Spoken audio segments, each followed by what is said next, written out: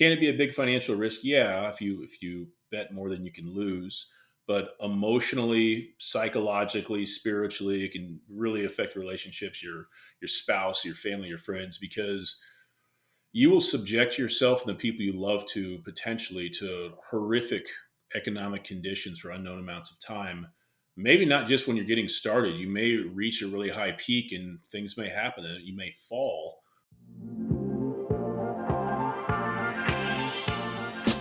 Welcome to the Path to Passive podcast, where we talk about building wealth and empowering lifestyle through commercial real estate investing for tech professionals. I always wish that other tech professionals reaching financial freedom had documented their journey along the way, so I'm doing it for the rest of us. Join us as we explore stories, many failures, and lessons learned along the way. I hope you enjoy and subscribe. Welcome to the episode of Path to Passive Real Estate Investing for Tech Professionals. I'm your host, Steven Arita, and today I get to talk to someone who's actually helped me set up my marketing machine for my business, Arita Capital.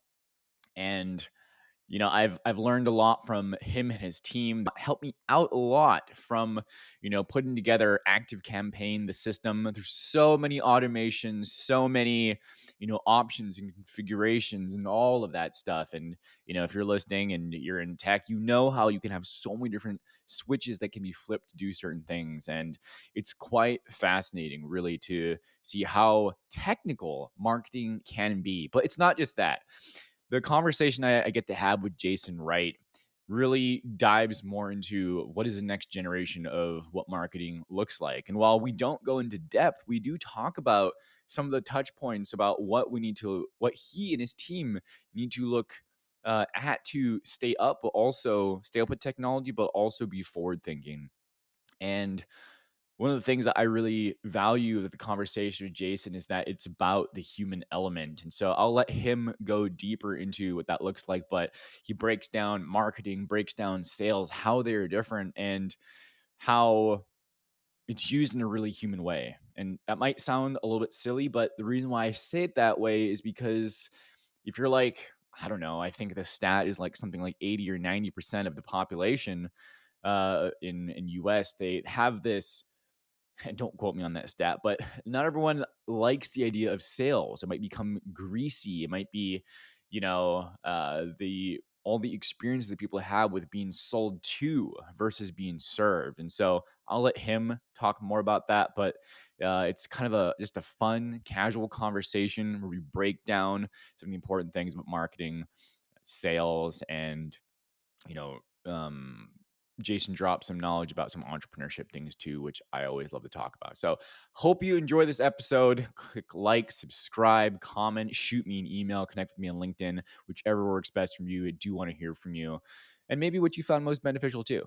That's something I always love to hear from my listeners, hear from you. So please do take some notes, enjoy yourself, and I will see you on this episode. Bye. Jason.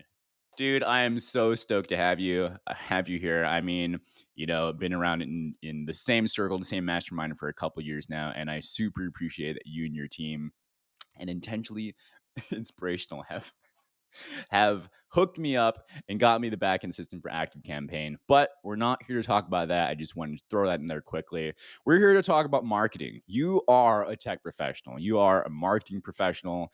You've got a bunch of other experience we're going to dive into. So I wanted to, briefly mention that and just, tell us, for those that don't know you yet, tell us a little bit about your background, how you would explain yourself, how you think about yourself. Interesting question. So I've been running my own business for 9 years this month. I never went to school for marketing. I never had an interest in marketing. I kind of fell into it by accident, to be honest with you. I wanted to make my own money from home so I could live anywhere in the world and kind of get out of the rat race. That was what started it.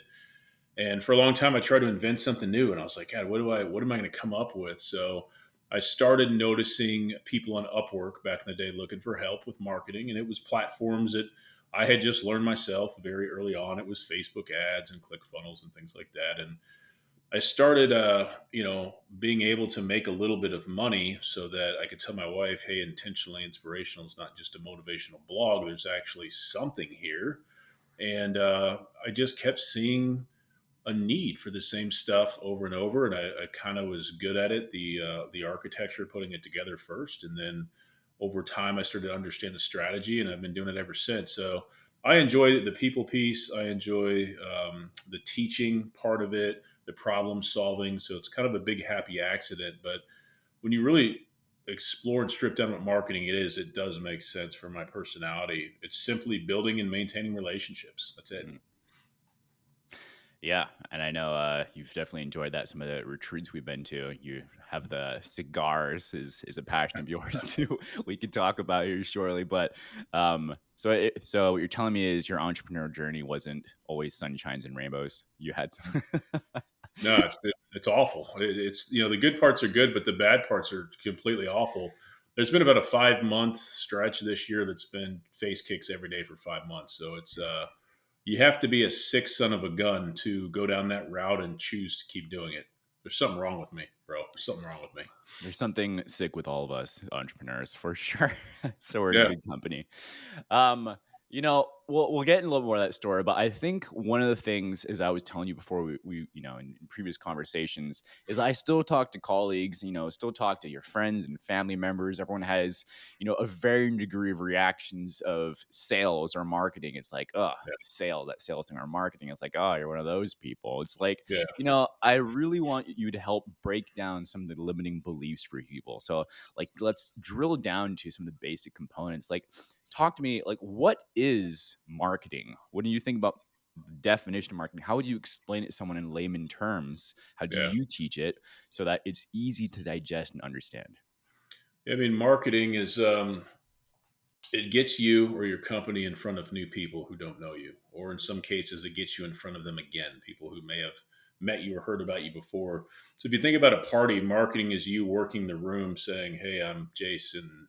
Nice to meet you," and just getting that opportunity for a conversation started. It's very, very natural for us extroverts in person, but even for the introverts, you know what I'm talking about, the face to face stuff. And everything online just allows you to do it at scale. So it's the same basic idea, but with all the different tech out there, the environment can change a little bit. So, Awesome. That's I love the party analogy. The other mhm. thing I think about when I think about marketing is it's like trying to have, 1,000 one-on-one conversations or hundreds of thousands, whatever it is, but Yep. knowing who that person is. And so what about what about the difference of marketing and sales? Where, how are they different? Where does one lead to the other? Marketing is what gets you the conversations, and sales is figuring out who you're talking to, presenting the solution, and asking for them to take a step forward. So then, if that doesn't happen, marketing comes into play on the back end of the sales process as well, right? It's the nurture after that conversation takes place. So they're heavily entwined in one another.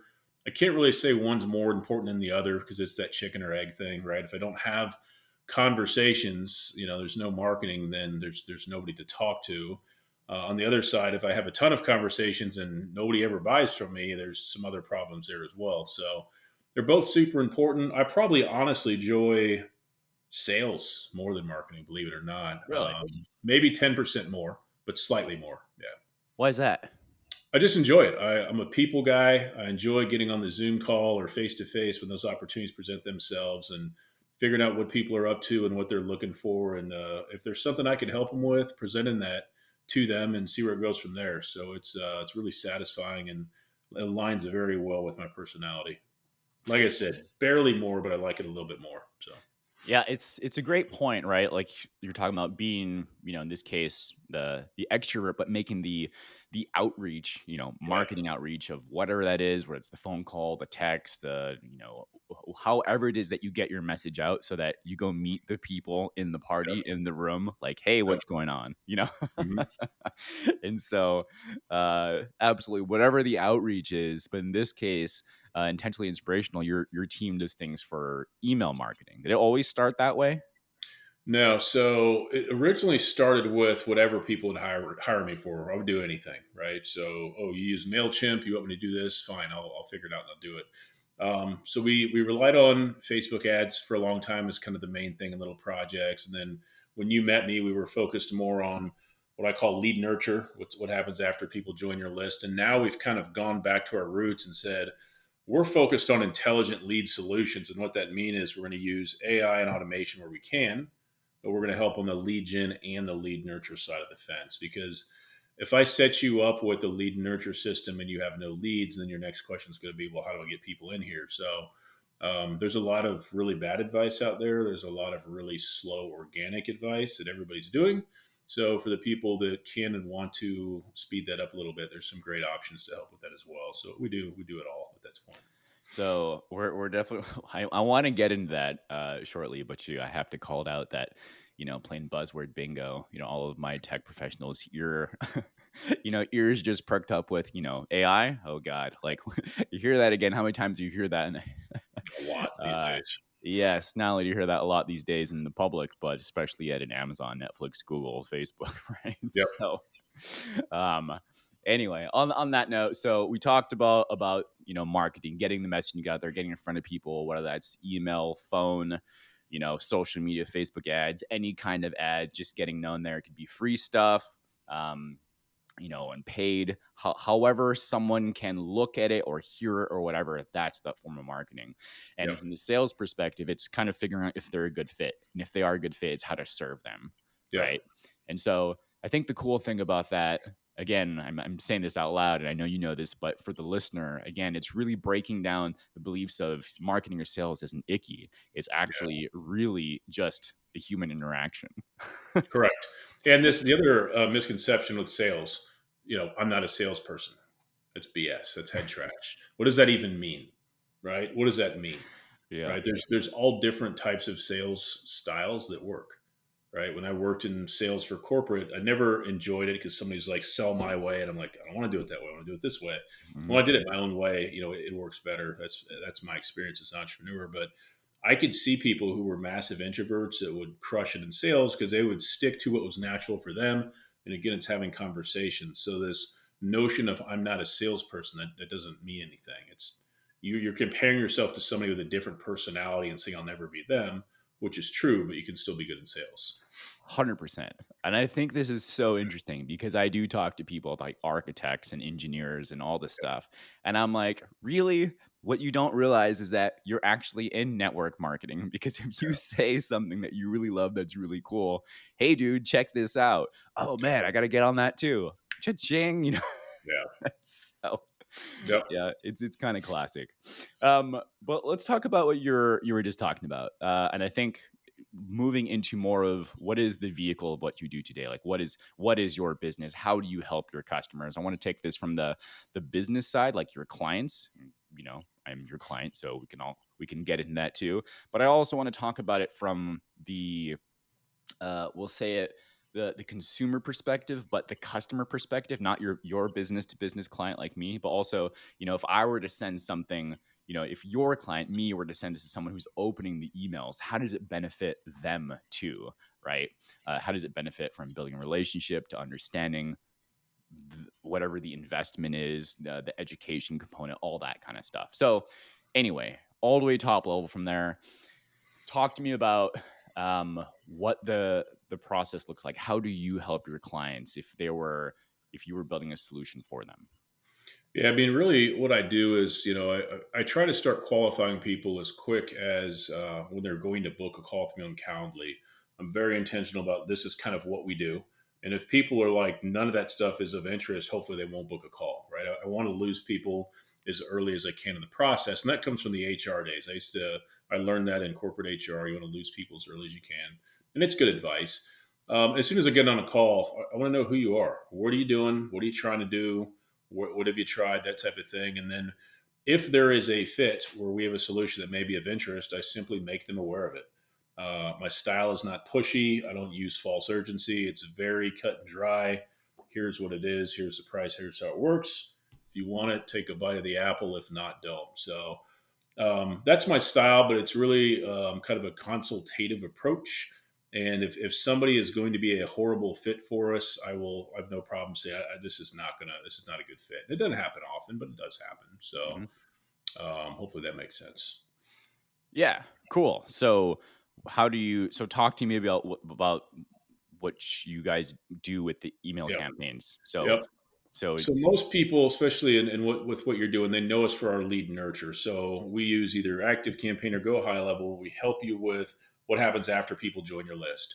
It's going to be marketing automation, email, text, and the CRM. And then we've done that for years, and now we also can do the lead gen side. I still think lead nurture is the smartest first step. I still think you need to have a plan once people get in your world.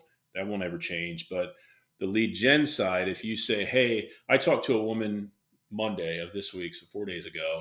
She said, Jason, I've been paying somebody $550 a month for 10 months to post for me on LinkedIn. I said, okay. I have no frame of reference. Is that a lot? Is that a little? I don't know. Okay. How's that working for you? She goes, nothing's happening. I mm, said, nothing happened. Nothing's happening. Like, what do you mean? Like, no one's booked a call? She said, I haven't even got an email address yet. Do you think that's a wise use of my money? I said, do you? She goes, no. I said, you going to keep doing it? She said, yes. And I said, why? She said, because I feel like I have to, because that's what everybody told me. But I said, okay, if it's not doing anything for you, why would you keep doing it? So having those type of conversations, kind of opening people's eyes to, you just can't be married to something if it doesn't make sense. But having a back end set up so there's a plan, and then getting your information in front of new people, so that lead gen side. We work with cold email outreach, Facebook ads, LinkedIn ads, even working with some YouTube ads as well. But those are the platforms that we focus on. And if it's like a business to consumer company, obviously LinkedIn's not a good option, but YouTube or Facebook could be. So okay. So, the nurture side is getting people on the list, a list of an the email list. nurture side is what happens after they join the list. So what you hired me for, and then the lead gen side is getting the people to actually go somewhere and opt in, whether it's a calendar or whatever. So And the main service side for that is through ads and I guess LinkedIn posting or LinkedIn ads as well. yeah, LinkedIn ads, Facebook ads, in some cases YouTube ads, and then cold email outreach campaigns. That's something new we're doing on our own company at scale. We're sending out about 500 cold emails a day, which you can get a lot of data and a lot of stuff very quickly at that volume. But it is something that we've been working on for a while, seeing some success, learning a ton about it, but we're going to be dangerous with it by the beginning of next year. So, Right on. yeah, You mentioned an AI perspective yeah, on the gen side. Talk to me about what that means. I mean, you said it. We're playing AI bingo here, so yeah. terminology bingo. What does that mean here? Well, in any tool that I've talked about, whether it's a cold email outreach tool or the Facebook ads or anything, there's an AI component built into all this stuff now. So we use as much AI as we need to, but we still love infusing that and mixing that with the human side as well. So AI can do a lot of things, but AI is not me. Now, I have had a conversation on the phone with an AI guy that was pretty scary.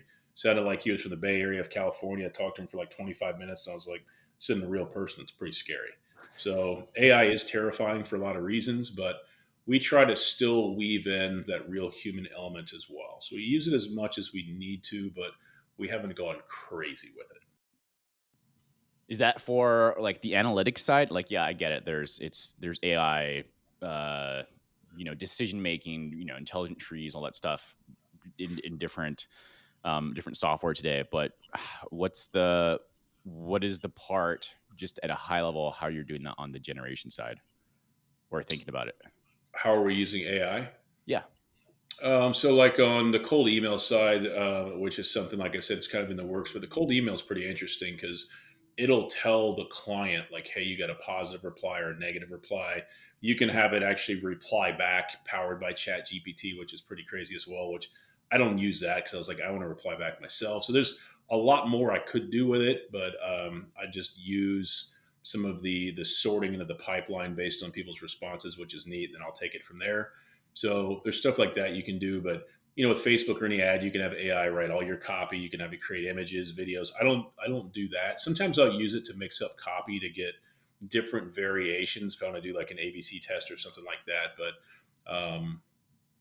with some of the algorithms and stuff that are AI powered, I mean, you can't do anything about those, so you just use what's there. Got it. Yeah, that one is a really cool use case, right? Like on the getting responses back, or even like I know an active campaign, you can use AI for analyzing, like the opens and I mean not that one specifically, but sentiment on what is in the mails themselves. That's really Yep. cool. But Yep. there's an option now to actually, it's integrated to create responses immediately and Yep. send it back. Okay, so it's getting to the point more and more where people may or may not know if they're getting AI responses unless it's You- totally.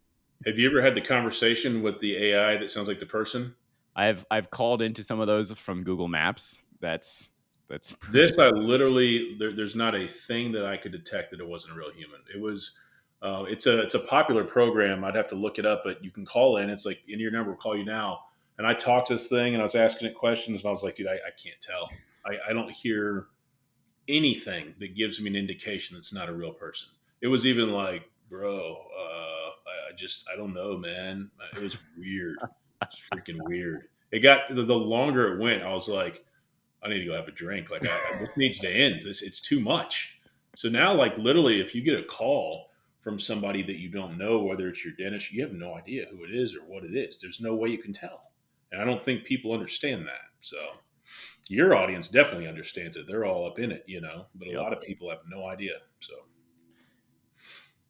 How are you? Okay, we'll get into that in a minute.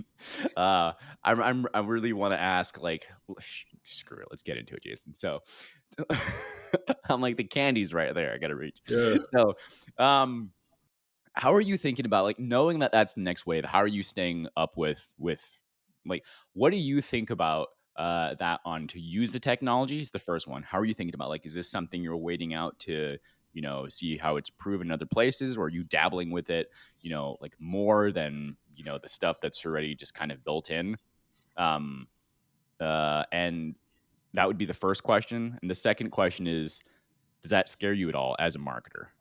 yeah, because I've got a really good buddy who, let's see, I'm 43. He is, I think, 9 years older, so he's 52, and he writes email copy for a really big tax company. Redo your filings every year. You would know it if I told you, but Hmm. I'm like, bro, your whole job, like, how does it still exist? How have you not been replaced yet? So though it will definitely replace a ton of people for sure, and it's moving and changing so quickly. If you don't dabble and play with it, at least stay aware of what's going on, you're gonna get left behind. There's no way around it. One of my biggest regrets of this year was um, not expanding like Indigo high level and making that another option sooner, just because the market demands it. So the things the market demands are changing very fast, and you have to either be willing to move with it, or if you want to be stubborn, you're just gonna get left behind. So it's just there's nothing you can do to stop it. You can either ride the wave or drown. So you gotta embrace it and you know and be aware of it for sure. Yeah, 100%. I mean, we see that everywhere, everywhere, right? I was checking out some news recently too. It's like next generation won't even be using Google. Like, why would they? Like, from the perspective, is like we have Gemini. Like, Google has Gemini, which is their quote unquote Chat GPT. And if why would people go to the search bar if they can just go to Gemini and start asking questions? Much like, Yeah, why would you go to any search engine if you could just open up Chat GPT or your favorite other thing? And so, like, it's kind of interesting to think about. yeah. And so, like, search engines going away? What do you mean? Well, I have this text chat, this bot. That why not? You know, That's it's crazy. You probably don't remember this, but I remember when there was no internet for home users. I was born in 1981, and I remember we got a CD in the mail from AOL. It was probably like 89, and my mom was an early adopter. She's like, "Let's do it. I've heard of the internet. Let's do it." So we were the first person that I knew that had the internet, and we explained it to people. They're like, "What? That's never going to catch on." I right. think we actually had Prodigy first, then AOL, but it was awful. It was very slow, and you could check like weather and a little bit of news, but it was so damn slow. It's like you just lost interest and walked away from it. So, but yeah, man, it's never ending change. Like what I'm trying to do now is focus on, okay, how can I get more booked calls from my clients, and if I have to use AI to help with that, it's a win. What does the world look like when nobody uses Zoom calls anymore and nobody sets up meetings? I don't know. We'll figure it out when we get there. See if we're still relevant. I have no Sure. idea. I have no idea, but technology is changing so fast. I don't even know what it'll look like a year from now. It's not like a 5, 10 year down the road thing. It's a lot sooner than people think. So Yep, yep. So from the perspective of businesses, everyone works in some kind of company. They've heard the term marketing, they've heard of sales, understand, okay, now that we've reached a customer or prospect, right? Yeah, And it seems like they're a good fit. If not, we want to lose them as early as possible. yeah, Got it. Then we have made sure they're right. We have quote unquote filled the order. We have fulfilled, whatever it is that we're selling, yep, and hopefully it's a good experience, right? yeah, Complete some kind of cycle. If not, serve them, try and improve the product. All right, good to go. yeah, Now, from the customer perspective, this is where I think it's important to talk about here for a moment. And I'd love to get your thoughts on this because as a customer, it's like, my email, one of my emails has way too many emails. I'm like, do I need another email? But for the things that I care about, I probably want another email. I probably want another something so I yeah, stay informed, yeah, right? So talk to me, give me your thoughts about why marketing is actually really powerful for customers. yeah. I mean, so you're saying like, why is it powerful for you to do it for the customers you serve? Is that like an example we're talking about? As a consumer to something that's important to them, Okay, so somebody who's marketing to you, why is it important to stay connected with it? yes, yes, as the person who wants to use that product or service. Yeah, I mean, really, it's because there's so much competition for all of our attention. These days, there's so much coming at us from every angle. Every person you see is I mean, everywhere they're just staring at their phone. So if something is important to you or interesting to you, you want to stay connected because at some point when the timing is right and you're ready to go or do something, you want to know what's available, what the options are, what's happening now. So it allows you to stay connected with it because even if somebody loves what I'm doing and I don't put enough stuff out there, they're going to forget about me because they're just buried in information. We all suffer from it, right? Mhm. So that's why a consumer would want to do it. Now, what's funny is my wife and I had a conversation today. She has 138,000 emails in one of her personal inboxes. She's like, "Do you Nice. think I should try to clean it up?" And I was like, no, you should consider deleting it or drowning yourself in the lake out back. That's what I think. And obviously Control. I'm kidding, but she's just like, I was like, I have 4 emails in my inbox for work, four. She's Nice. 138K. And I was just like, I said, what are the emails? Oh, I've got pictures in there. I'm like, where are they? She's like, I don't know. I'm like, you don't have pictures and you'll never see them again. So everybody's different in that regard, but yeah, excuse my sick humor. No, no, it's cool. She's probably got a bunch of email chains from, 2004. It's cool. Hey, I want you to know that I did see some of those AOL discs, okay? Yeah. God, they And were slow. Stuff never worked right. Oh man. and in my subdivision in Hawaii, we had like, there was like one switch, for the whole subdivision, and like I guess like 25 people there had DSL, and we were one of them. So Yeah, nice. Very nice. that's what got me into Cisco networking. There Just you go. by the way. There you go. um, but yeah, it's a good point because there's the whole idea of awareness and interest, right? It's like if you don't have a care for what it is that's being quote unquote marketed to you, if you never have any interest in making an investment in real estate, hint, hint, then you're probably not going to care to open up those emails. You're probably not even paying attention to this podcast. And hopefully I created enough content or Yeah, something while yeah, you're listening to Jason talk about marketing right now. But we have to also realize that if there's education components to marketing too, right? It's like yeah, you can educate on how your systems work. Hey, are you using, if you're doing this kind of thing, YouTube ads might be the right thing for you. yeah, Maybe, maybe not. It might be LinkedIn. And by the way, the world is changing. If you're not using AI with your marketing, you're probably going to get left behind. Hey, buddy, who's 52 years old, you might kind of want to come work with me.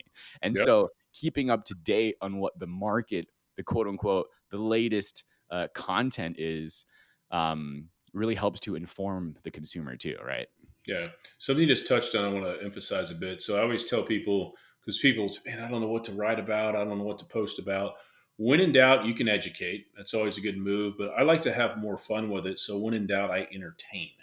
When I Hmm. entertain, what I do is I share my story, and people resonate and love it when you share your failures. We're a sick species, bro. People don't really want to hear about your wins.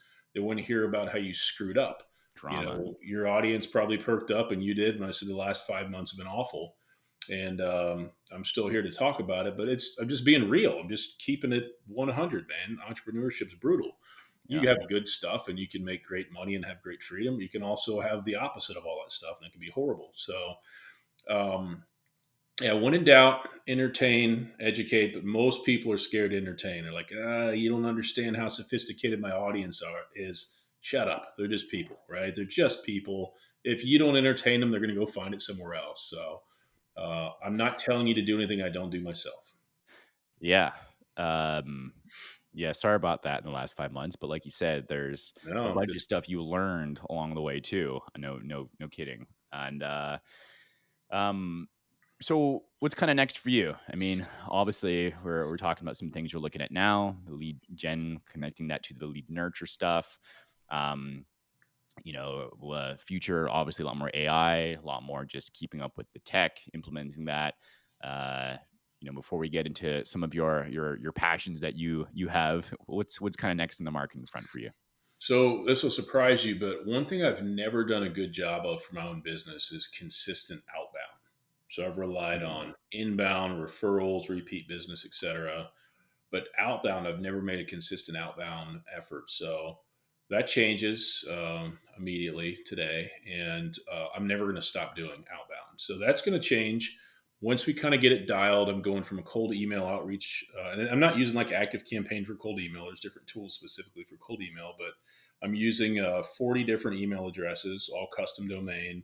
All the DNS records are straight. Like there's a lot of work to it, but the results are really good for deliverability. So cold email outreach and Facebook lead ads from the qualified people, give free value away, start that way. And then if there's an opportunity for me to help them, I will. But that's one thing I'm going to do. The other thing I'm doing is creating a different business that has nothing to do with this one to keep me sane. So I'm starting a home services company to get me out of the office, Hmm. get me outside, just to mix it up, just for some income diversification and just to keep me sane. So obviously there'll be marketing and stuff associated with that as well, and that'll definitely require outbound. But those are the things I'm kind of looking forward to over the next year. Cool. Yeah. Home services. What is there? Window washing in high What, end residential areas. So we live on the coast, so a lot of beautiful homes on the water, and it's nice when you can actually see that Georgia sun come through the windows. So window washing. awesome. Yep. Uh, yeah, I look forward to talking with you offline about all that stuff too. Is that possible? Rev share acquisitions. I don't think you're going to be going out there washing windows, huh, Jason? I am initially. If I like the model, I might actually franchise it. So it's something I'm thinking about, but we'll see what happens. So, but my Super cool. neighborhood has got about 1,000 homes. It's high end gated, so I could just stay in here and do as much as I want to do there on weekends or whenever I want to break from this and see what happens. So work with my Sure. team. Cool, man. Talk to me about tell me about what life is like as an entrepreneur and how you've got some great tips on your YouTube channel, so I'll plug that for you here. Yep. But some of the lessons learned from entrepreneurship. And I think this is so important to kind of touch on too, because no matter the business, like we all can share some of the same scars. Yeah. So, and yeah, drop some nuggets about the entrepreneurship side. Yeah, so it's a high risk, high reward scenario. When I say high risk, I'm talking about the stuff you don't think about immediately. So can it be a big financial risk? Yeah, if you bet more than you can lose. But emotionally, psychologically, spiritually, it can really affect relationships, your spouse, your family, your friends, because you will subject yourself and the people you love to potentially to horrific economic conditions for unknown amounts of time. Maybe not just when you're getting started. You may reach a really high peak and things may happen and you may fall and not see it coming until you hit the bottom again. So it can be very, very brutal in that regard. The timeline to success is unknown. So you got to be patient, even if you don't like to be patient. Like I'm not patient by nature, but I don't have a choice. Um, be careful who you share your ideas and your dreams with, because if you share a good enough idea, people can take that and become your competitor the next day. Ask me Mhm. how I know. It's happened 3 or 4 times this year to me. So you need to be very careful about that. You don't want to share your dreams with dream killers, people that don't understand it, because it's a waste of your time, right? And people are gonna, if people are negative about what you want to do, it's just, you're just talking to the wrong audience about the wrong stuff. So you need to be careful, kind of, about that network, and that's why masterminds with people that think alike are so helpful. Um, and it's all on you. You know, when something goes sideways, I'm trying to give you the hard reality check here. This is not all Good. sunshine and I love rainbows. it. But when something goes wrong, let's say somebody's working for you and they drop the ball and the client's pissed. Guess what? It's your fault. Even if you don't know about it, it's your fault. And you don't make excuses. You say, how can I make this up to you? And there's always ways to make it up, right? Do we need to get on unlimited calls? Do you need, how can I rock you and coddle you and give you everything you need till you're satisfied, and then go beyond that some more? So those are some of the challenges. The upsides, you have the ability to live, where you like, if you're doing it online, which you should be. You have the ability to control your time. If I don't want to do something on my calendar tomorrow, all I have to do is move it. Doesn't matter what Mhm. it is, I'm moving it. And that's a beautiful thing. And that's probably my very favorite motivator early on. I just want to be able to sleep in. I want some control over my time. So that's very, very good. And I think my favorite, and I didn't know this when I set out, I never can turn this off, is I have complete creative freedom in my business. If I wake up tomorrow and I say, man, I had a dream and I want to become the SEO guy in real estate or whatever niche I want to, there's nothing stopping me. It may be a steep climb, but I can do whatever I want. Yeah. So that is a beautiful thing. And that is a thing that's very important to me. And I didn't know it at the time, but creative freedom in business and how we make money in this house is it's an amazing thing, and I'll fight to the death to keep it. So I think that's so cool to hear, especially as you're saying that you didn't know about certain things about you, yeah, because it's like I've heard this quote, and I might butcher a little bit here, but it's like business and entrepreneurship is personal development disguised as making money. yeah, oh, Y- absolutely. So my wife, will occasionally, she's a good woman. We've been together a long time, but she'll occasionally remind me of, oh, you did this and it cost us X, and I'm like, it's another graduate degree there in the School of Hard Knocks. Like, it's education. You got to find the upside in it, because I promise you, there is things I've done that I'm never doing again. Right, the Sure. pain versus what I tried to get, it makes no sense at all. Like, I'm not going to go jump in a wood chipper on a hot day instead of jumping in the pool. It makes no sense. Yeah. So, my son asked me a funny question today. I don't know if your audience will see me or not on video, but he said, "Dad, do you shave your head because you're bald or because you want to?" And I was like, "Dude, I have no hair. Are you serious question? Like, there's nothing there, bro. I have to shave it. Otherwise, I'd look ridiculous." And he goes, "Where'd your hair go?" I was like, "Well, I raised you." I raised you. And I said, "Do you remember starting the business?" And because he's 18 now, he remembers it. I said, "Do you remember when the refrigerator was too bright because there's no food in there?" I was like, "That shit's really stressful, bro. Because it's not Yeah. just me. It was four of us. It was all because of me that we were struggling." So I said, it's brutal, but how nice is it now? I mean, you can see behind me in the Yep. window, big cage over our pool that we put in this year. I mean, Mhm. it's, you work hard for stuff, but it's not about me. I do it for my team. I do it for my clients. I like to impact people. I like to teach. I like people to have the aha.